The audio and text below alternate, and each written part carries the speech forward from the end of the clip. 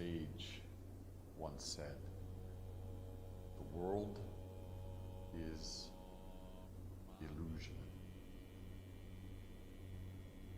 Only true self is real. The world is true self."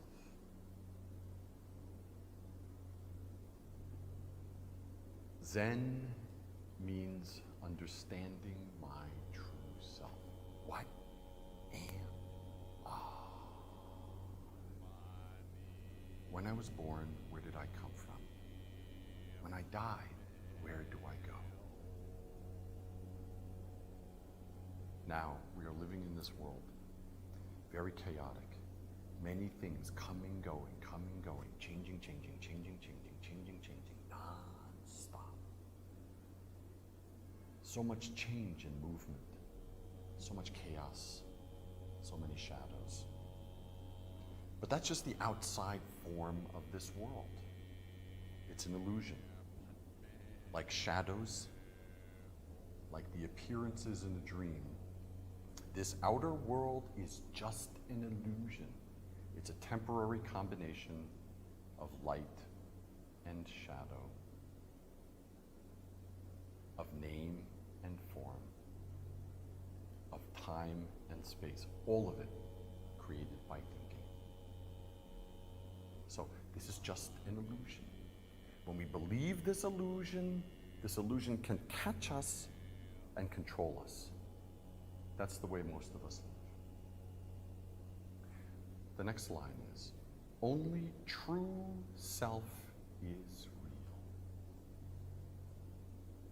When the Buddha stepped out of his mother's side, when the Buddha was born, according to tradition, he took 7 steps and said, in all the heavens above and in all the lands below, only I am holy. Only this true nature is real. So in all the cosmos above, with supernovas and black holes, planets, stars, exploding nebulae, the creation and death of universes, and in all the lands below, all of the cultures, civilizations, books, movies, artifacts of civilizations, under all of that, and above all of this, there's only one thing that is truly significant. There's only one thing that truly, exists. Only one thing is truly real. Our true nature. Only one thing is truly worth study. Then the third line. This whole world is true self. This entire reality is nothing more than mind. So in Zen we say, mind is Buddha, Buddha is mind. Everything is created by mind alone. So what is this mind? Every day we say I, my, me. Hundreds of times every day, thousands of times. Even in our sleep, we're saying I. Oh, does that person like me? What does that person say? Oh, this is that person I saw in high school I didn't like. I, me, around and around and around and around and around and around and around. Non-stop. We even wake up from an 8-hour sleep and we're still tired because this I is rotating around and around and around, completely created by thinking. So where does I come from? So philosophy explains I. All religions talk about I. Zen teaching is insight into the nature of where does this I come from? So this body is American. I have a Buddhist name, an American name. But all of these are just created by thinking. My parents gave me one name. My teacher gave me another name. This body appears and disappears, appears and disappears, appears and disappears. But there's one thing that never appears and never disappears. It never comes, it never goes. It's never born, never dies. It's not male or female. It's not pure or impure. It never appears or disappears. So, what is this thing? It's not even a thing. So Zen meditation is not a religion. It's not an ideology or a creed. It's not a dogma. It's not a belief system. It's not even a way of life. Zen just means meditation. Meditation just means looking. What am I? So when we sit there in formal meditation, sitting in this basic posture, legs crossed or sitting in a chair, the body erect, but not tight, clear, straight, centered in our breathing, and our breathing happening in our center, this area below my navel. Eyes down, half open, gazing at the floor. Not looking or searching, gazing lightly at the floor.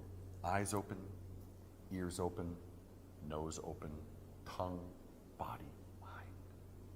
So in this position, in this basic architecture, we sit with full attention to the breathing.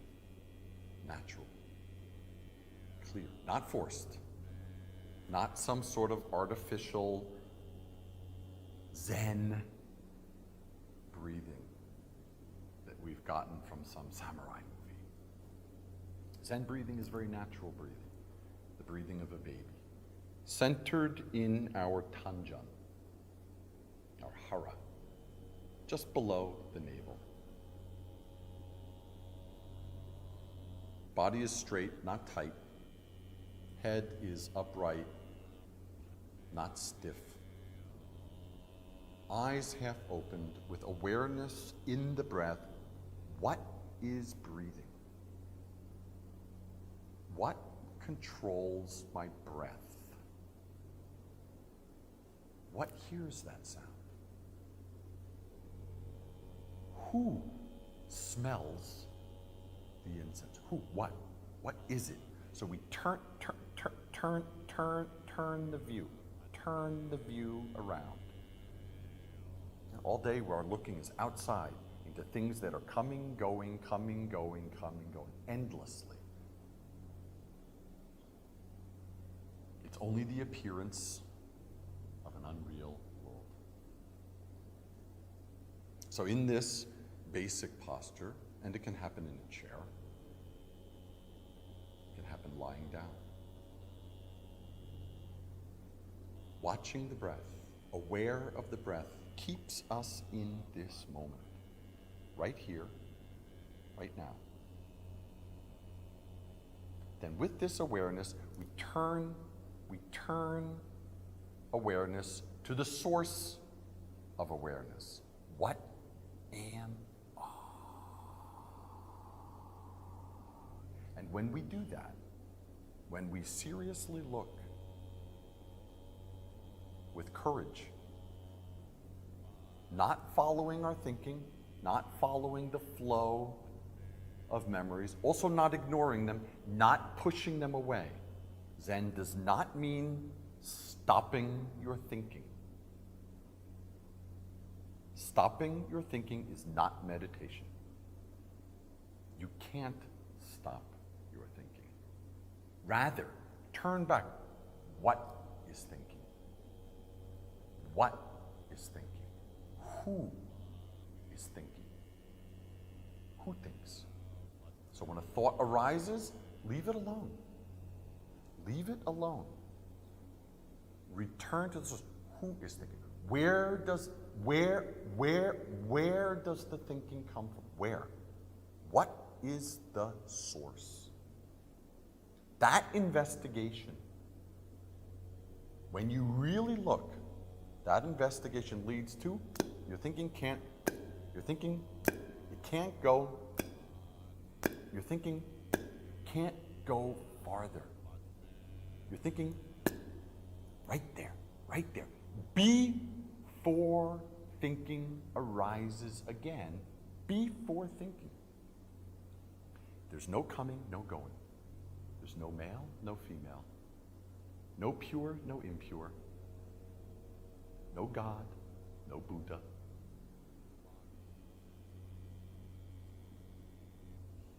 No yesterday, no tomorrow. It never appears or disappears. It's not male or female. And as I said, it was never born and it never dies. That. It has no name and no form. Some people call it Buddha or God or consciousness or the absolute, Christ nature, holiness, spirit, the soul, Brahman, in the words of the Indian sage who gave us the poem. But it has no name, no form. The minute you call it something, it's already a mistake. It's already a mistake. So meditation means look. It's not even a thing. So meditation is this action of being. To be with the breath and to look at what am I? And when you really ask, when you really look, not as a question, what am I, as a conceptual, intellectual exercise, when you really look, all thinking is completely, in that instant, cut off. At that point, before thinking. My teacher, the great Zen master Sung San, for teaching purposes, called it don't know. Christian mystics used to call it not knowing. The cloud of unknowing. Osho Rajneesh called it no mind. Some people call it beginner's mind. But it has no name, has no form. These are just teaching words.